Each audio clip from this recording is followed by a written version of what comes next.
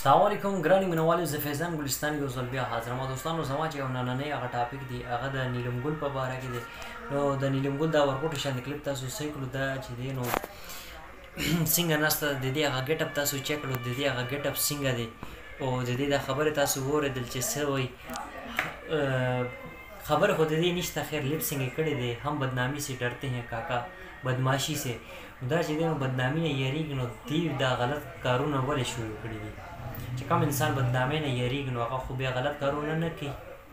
او بدماشۍ نو بدماشۍ ته کولی نه شي، ته به څه بدماشي وکړي. ستا د نرتوب هغه ټایم پته ولګېد څه ټایم چې دی نو مراد دله دا خوله ماته کړې وه منصف، او بیا چې دی نو دا بل د هغه غرور څه ورته وایي نوم رانه دې ټایم کې هېر شوی دی چې سم دی مراد دی منصف دی.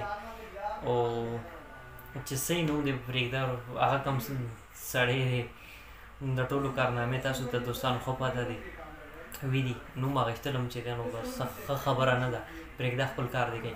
نو دوستانو خبره داسې ده، د دې تاسو دا ګیټ اپ چیک کړو، دا یو ښځه ذات ده او په مخونو باندې په مخ باندې خپل په مخ باندې برېتې لګولي دي، دا ښه کار یې کړی دی.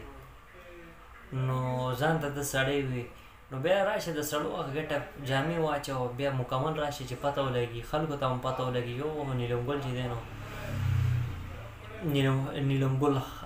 نیلم خان راغلی دی که نه، نیلم ګل نه نیلم خان راغلی دی.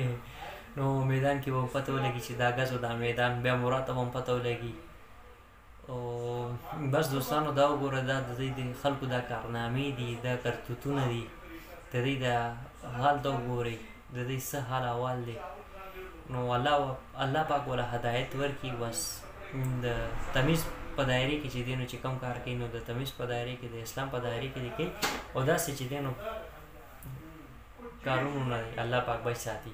بس دوستانو زما دا میسج دا پیغام و، که ویډیو کې مانه څه غلطي شوې نو زه بخښنه غواړم. انشاءالله تاسو سره به ډېر ژر یوې نوې ویډیو کې به ملاقات کېږي. د خپل ځان ډېر خیال ساتئ. د لوی الله په امان، والسلام.